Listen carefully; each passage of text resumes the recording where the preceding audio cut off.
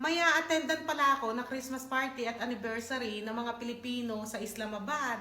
Ngayon, iniisip ko anong isusuot ko kasi sila magsisipag-gown sila. Kasi may premyo pa kung sino mananalo sa gown. Kaya talagang todo effort sila. Kaso wala akong gown. Kaya naisip ko ito na lang isusuot ko. Itong makulay ang buhay na ito.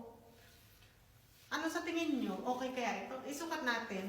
Pero may isusukat din ako ibang damit ito. Pangkasalan. Order din ako pangkasalan. Dalawa yan. O, ito muna natin isukat. Itong makulay ang buhay. Parang ano to? Makulay ang buhay. Parang sinabawang gulay. Basta makulay ang buhay. Sandali lang, sukat ko ha. Ayan na, ganito siya pag nakasuot. Ano sa tingin nyo? Maganda siya sa baba. Kasi nga makulay. Sakto-sakto na yung haba niya.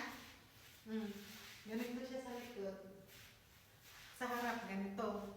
Ano sa tingin nyo, pwede na itong pang-Christmas party, ano? Alam nyo, dalawang klase ito eh, ganito rin, makulay. Pagka, kunwari gusto nyo ano yung tawag doon, yung litaw yung dibdib. Dalawang klase to, ito yung mataas. Pwede rin makabili yung litaw na ganyan dito. Litaw hanggang dito. Deep neck ang tawag.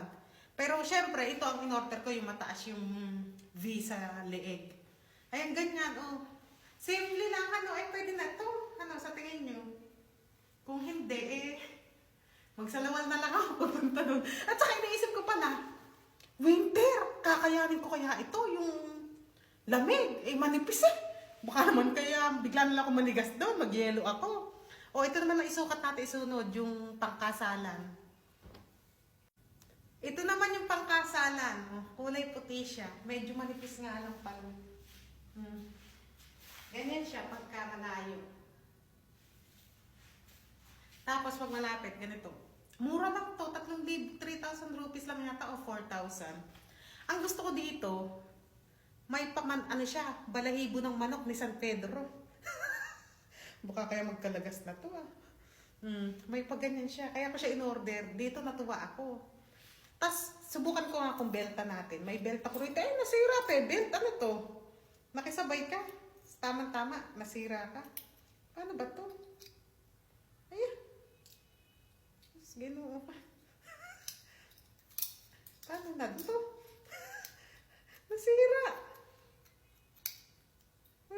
Paano ba to? Ikabit ba? Ganyan. Dali lang. Gawin muna natin to.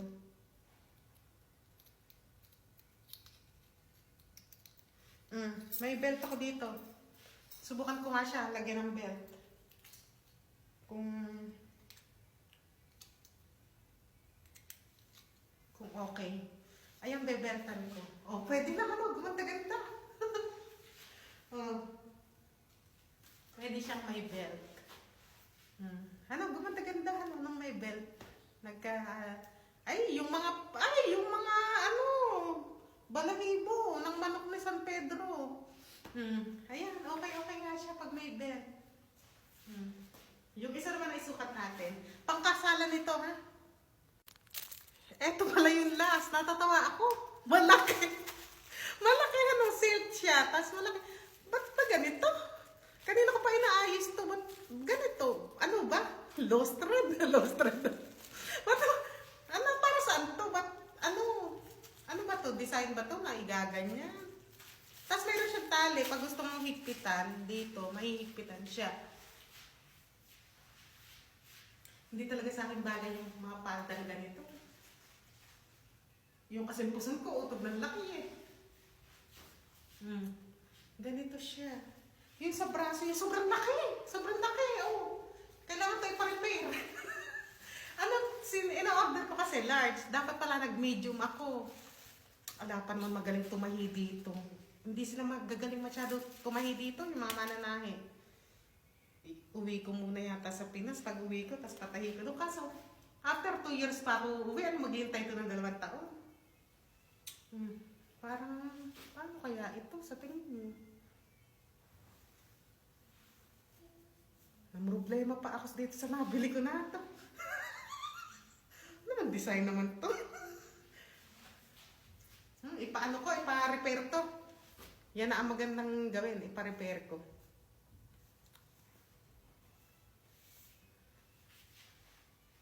Sa Pinay ko pala ipa-repair. May Pinay na mananahi dito.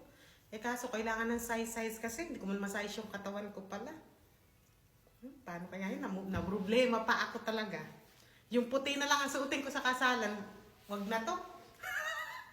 Uwi ko na lang sa Pinas, doon ko patahi. Pero maganda sana ito. Tapos may ano ka dyan. Palipad-lipad.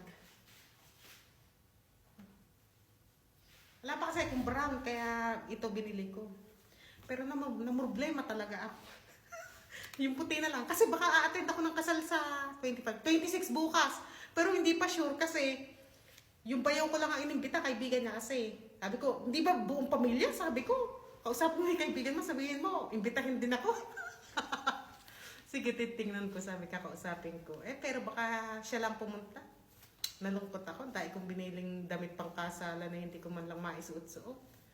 Ay, na-stress talaga ako rito. Ano ba ito? Igaganyan. Ano sa tingin nyo? Ito. Ba't kaya ganyan? Ano?